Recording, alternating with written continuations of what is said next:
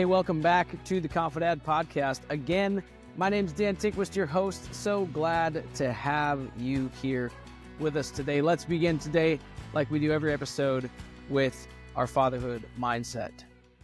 I'm the only one who can fulfill the father role I have, so I choose to do it well. I get to show up well for my kids. Imperfection is reality.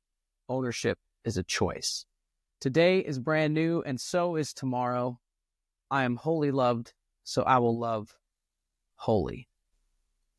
Stoked to have you here today as we are beginning what is Module 4 within my course. And really today I want to just give you an overview of what's to come. Within Module 4, we have our family culture framework, which includes the core family culture builders, which we've talked about a few of them. We've talked about service, and we've talked about adventure, but we'll also cover in this upcoming weeks, we will cover contribution and a little bit more on connection and the importance of emotional connection and security within your family bonds. There's a great book by Oliver Burkeman called 4,000 Weeks.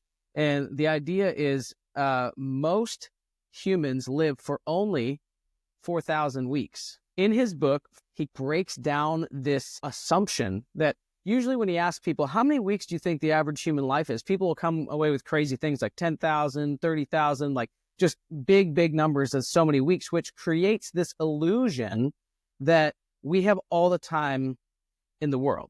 And I don't know about you, but because our culture has become so distant from death, like we've sanitized death, right? It's no longer a part of our everyday lives because people die in the hospital. They don't die at home anymore. Then they move the body from the hospital to the morgue, and then from the morgue to the funeral home, and from the funeral home to a casket, and they get it all looking pretty and ready. And then you go to a funeral and you maybe view the body for a few moments, and then we put the body in the ground, and then it's done. And that's just very, very modern. Okay, we'll talk more about kind of how to talk about death with kids and why I think that having those uncomfortable conversations about the quote unquote ugly things of life is more important to create that safe space for your kids to wrestle with it within your home and even around your dinner table than it is for them to find out about it in other places. But I digress. Back to the 4,000 weeks idea that Oliver Burkeman mentions. So if the average human lifespan is 4,000 weeks, how many weeks do our kids on average spend in our home? Well, in 18 years, there are 938 weeks. Most of us don't have like a newborn, right? We're coming into these conversations when our kids are 2, maybe 7, 10, somewhere in there, maybe even later. For an 8-year-old, they only have 520 more weeks in your home till they're 18. How about a 12-year-old? This hits home for me. 312 weeks left before my 12-year-old launches from my home. And for most of us who are living week to week in the hustle and the bustle of the busy and saying yes to every opportunity because we don't want to say no to opportunities for our kids, we're living that week to week grind, and it is mind-blowing to think I only have 312 more weeks with my oldest. Crazy. So for you, where does that put you? How many more weeks do you have in your kid's life where they're going to be at home with you? Maybe you already have some that you've launched. Like, this creates a sense of urgency to say, I don't have all the time in the world. I don't have all the time to figure out what it looks like to become the dad that my kids need. Here's what is at the core of our family culture framework. We equip you with tactics to begin to understand what kind of territory do my kids occupy, right? I think about it like this.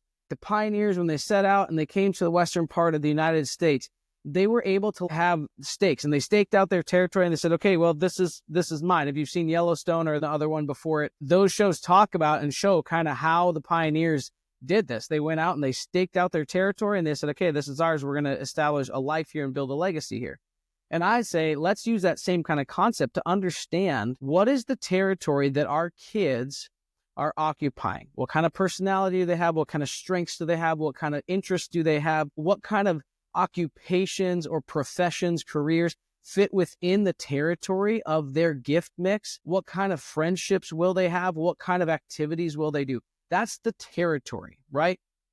And once we have that territory, kind of establishing that boundary, we understand that it's our job to till up the soil that is there in that territory and grow the good seeds. So as we till and as we grow, this is the cyclical piece of parenting where we try opportunities, we try things with our kids, and we try to understand what are the best things, activities or disciplines or instruments or things for them to learn. What disciplines within school are they going to excel at? And as you till that ground up and try finding the way to get to these good seeds that have been planted in them, now it's time to figure out what kind of environment do we create in our home to make their seeds grow strong as they can before they leave, before they launch.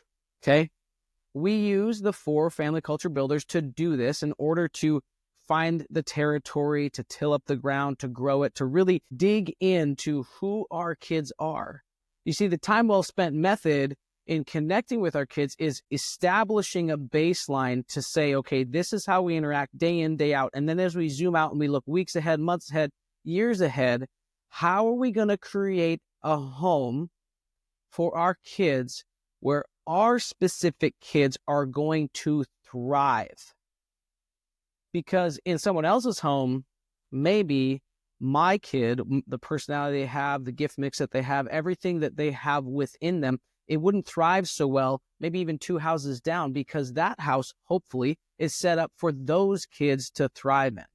All right, so this is where we take our blinders, we put them on, and we say, I'm not going to compare myself to other families and figure out what are they doing, and, oh, we have to keep up with the Joneses, and if we say no to this opportunity of off-season training for their sport or year-round basketball or year-round hockey or doing 3 plays every year and always continuing to be in musical theater because they're just so great at it, like finding the rhythms of rest and work within your family.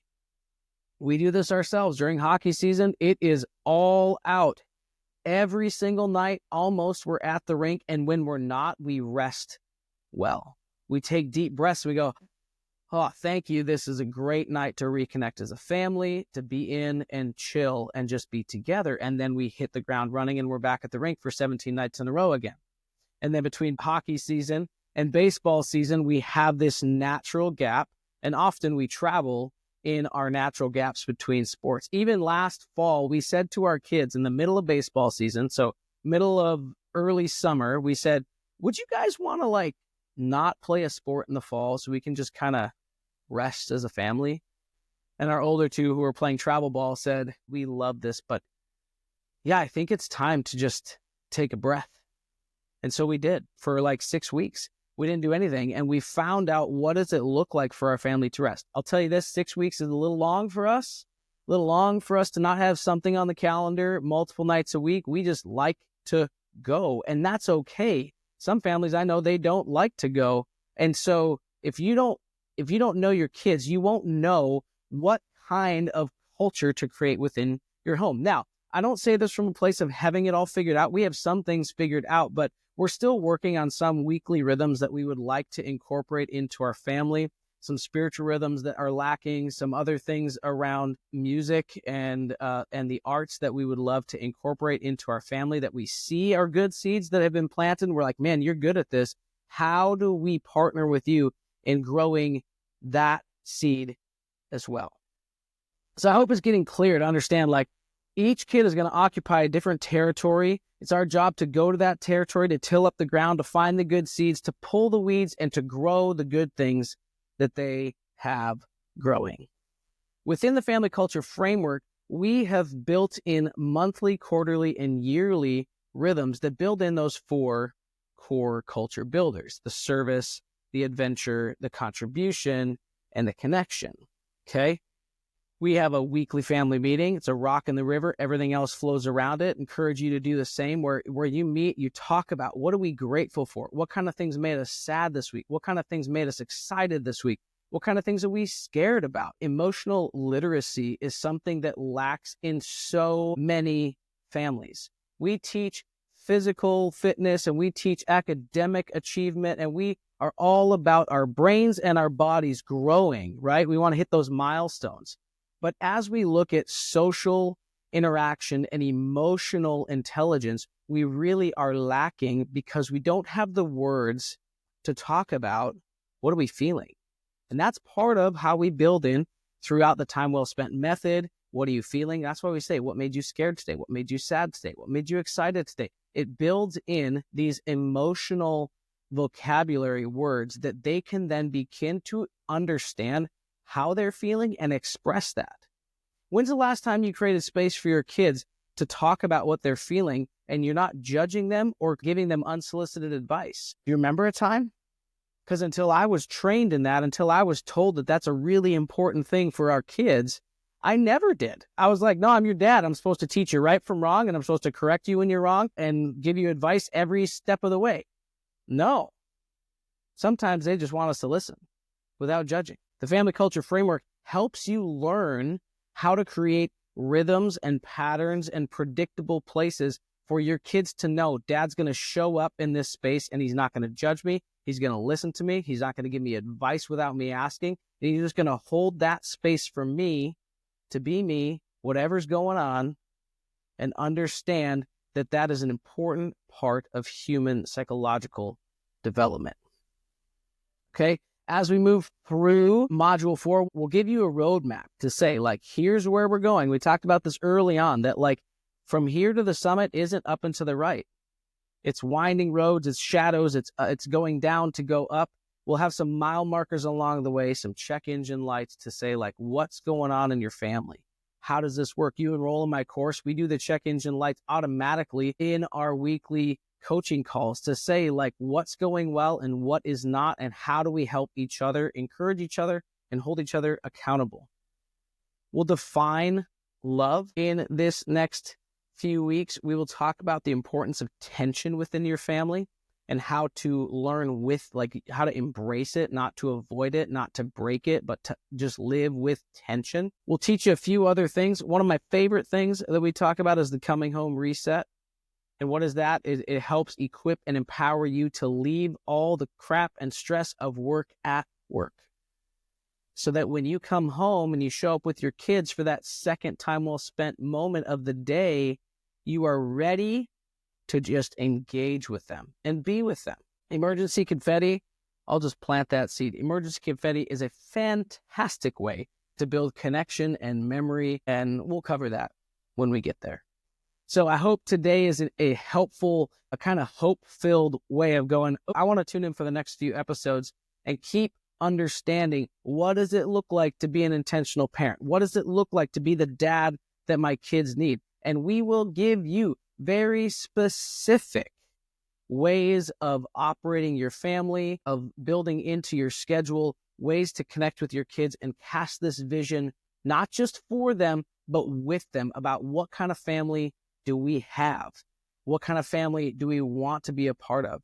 And so as you leave today, I want you to be thinking about this question and pose it to your kids and your spouse. Say this: what kind of family would I love to say I'm a part of? Would I be proud to say I'm a part of?